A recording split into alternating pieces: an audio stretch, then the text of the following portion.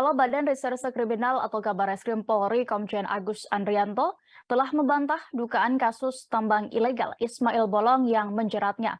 Dalam keterangan tertulis, Agus bahkan menyindir Ferdi Sambo dan Hendra Kurniawan yang menutup-nutupi kasus kematian Nofriansyah Yosua Huta Barat alias Brigadir J.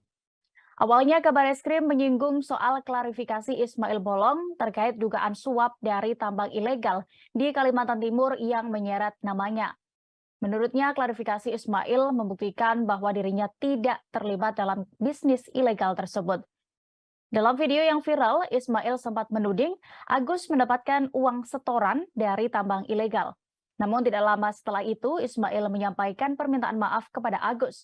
Ia mengaku membuat video sebelumnya karena di bawah tekanan Brigjen Hendra Kurniawan yang kala itu masih menjabat sebagai Karopaminal Polri. Sambo dan Hendra kemudian membenarkan adanya laporan hasil penyelidikan atau LHP Divisi Propam Polri tersebut terkait kasus tambang batu bara ilegal yang diduga melibatkan Kabareskrim.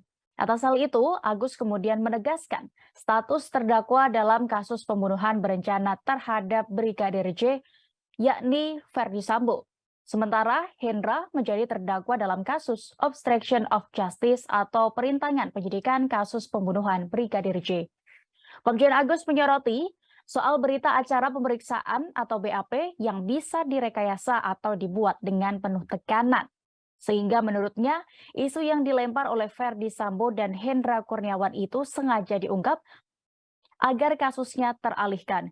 Jenderal Bintang 3 itu menilai pernyataan mereka soal laporan itu tidak membuktikan adanya keterlibatan dirinya dalam kasus tambal ilegal.